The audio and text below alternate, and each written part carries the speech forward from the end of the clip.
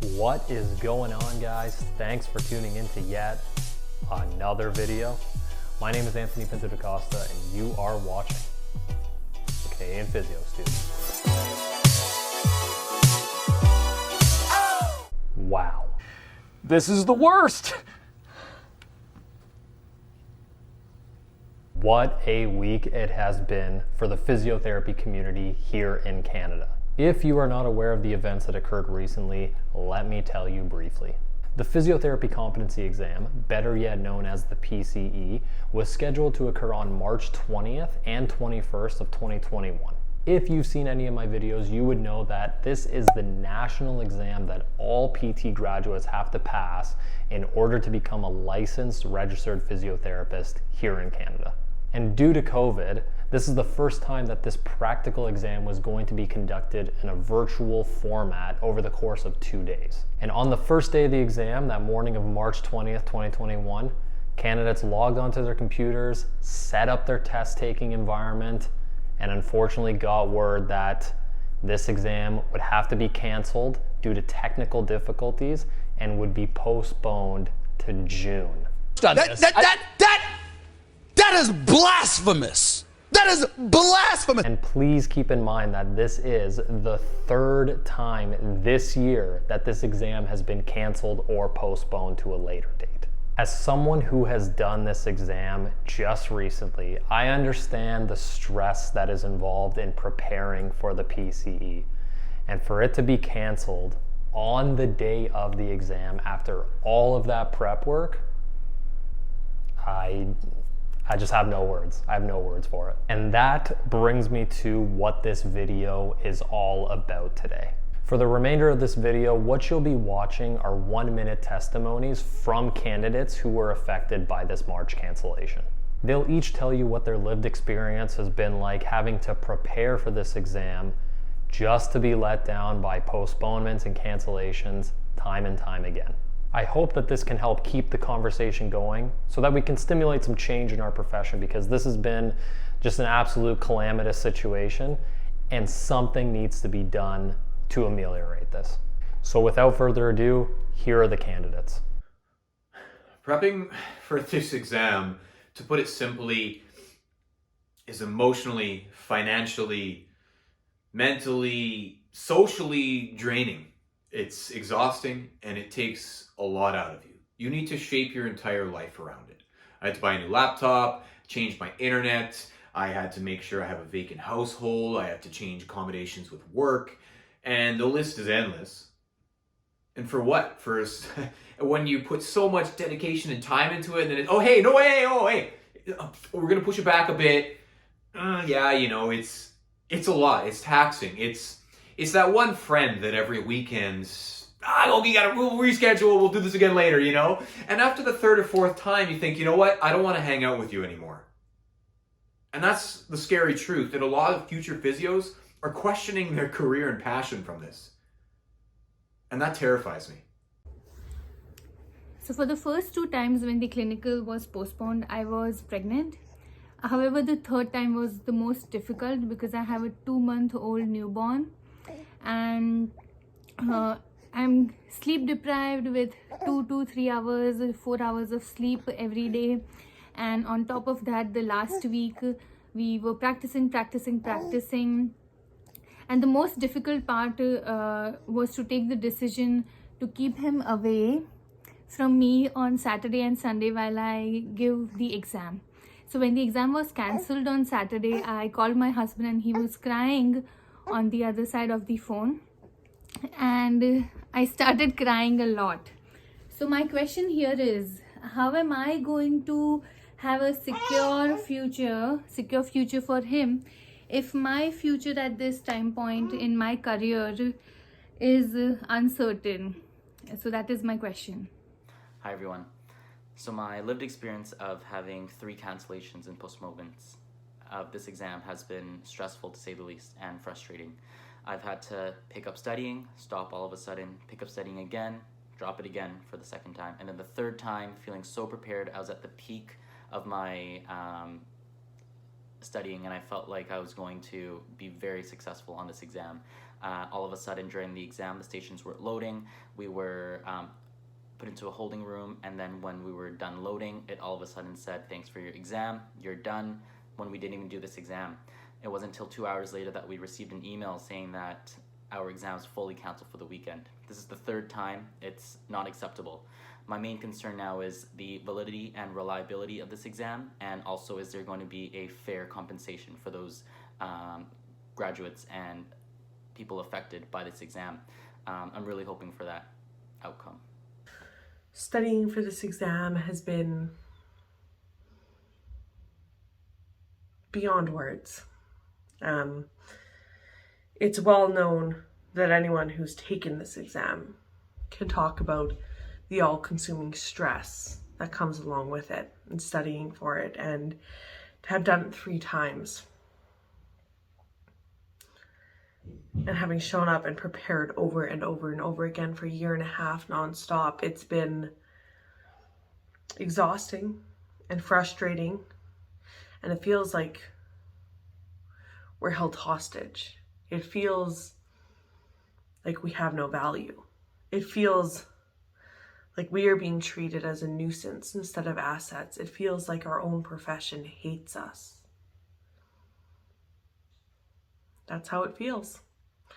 And I'm worried that it might not change unless we force it to. Working as a frontline healthcare worker during a global pandemic has been emotionally taxing, to say the least. Don't get me wrong, I feel very proud to be doing the work that I'm doing every day as an interim physiotherapist, and it's allowed me to take actionable steps towards improving the world during a time that can feel pretty hopeless. However, I'd be lying if I didn't say it was emotionally taxing to witness firsthand the very real negative effects that COVID-19 has exerted on the emotional and physical well-being of some of Canada's most vulnerable populations. Ultimately, however, I'm driven by the work. It's the same drive that has made this whole experience all the more frustrating. Over the course of the past year, I have had to study 3 separate times for an exam that has a questionable level of relevance to my everyday clinical practice. My colleagues and myself are asking our regulatory bodies to consider the wealth of quality care we are providing every day as evidence of our competence. I would actually argue that never before has there ever been so much direct evidence of a group of interim physiotherapists' competence before. Hello everybody, I've been a physical therapy intern since 2019, so I have studied and prepared for this exam 3 times now, all of which have been cancelled.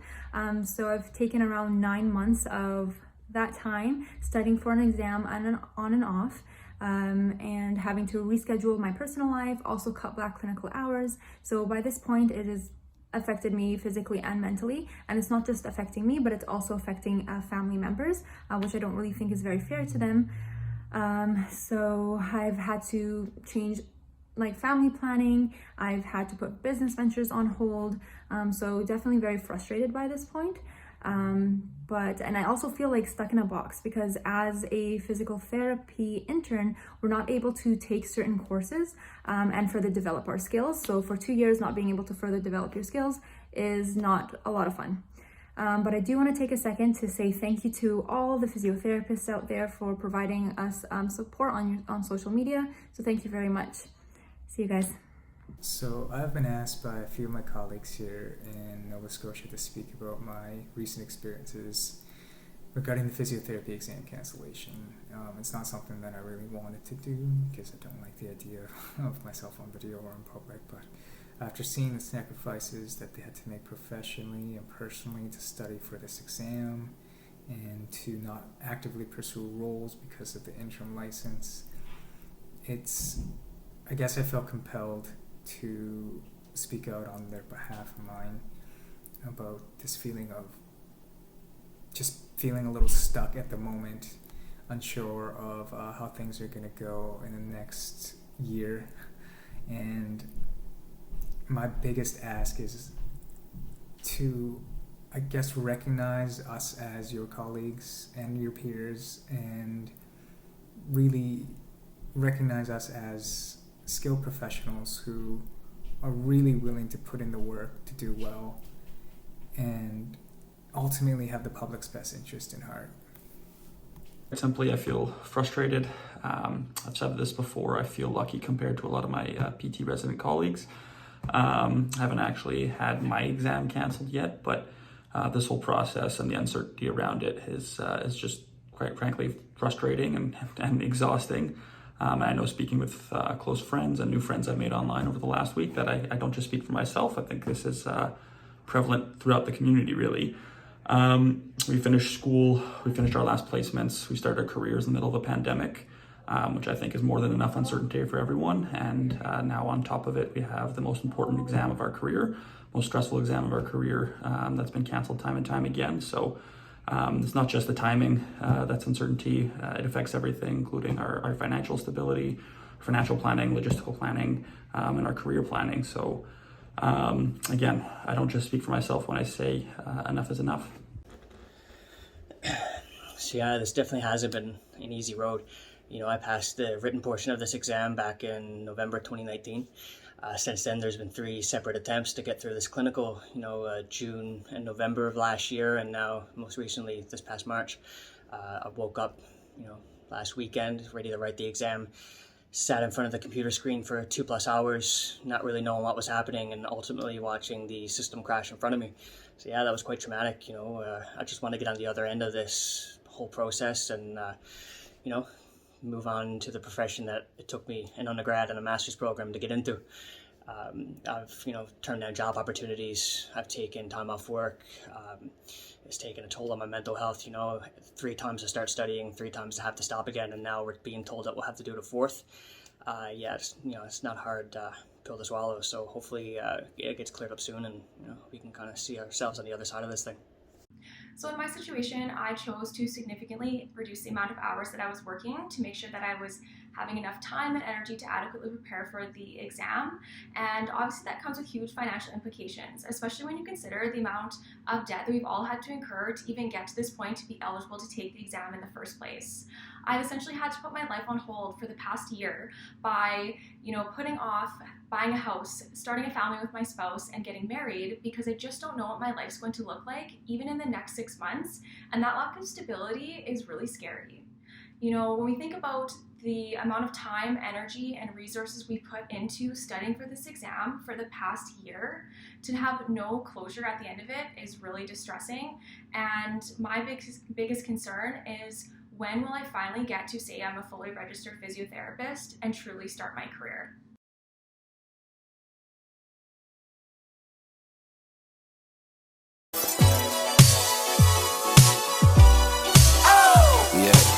Another day, another dollar to be made. I'm a workaholic, ballin' hard until the grave. Used to wanna be a baller for the NBA, till the fellas around me started dunking in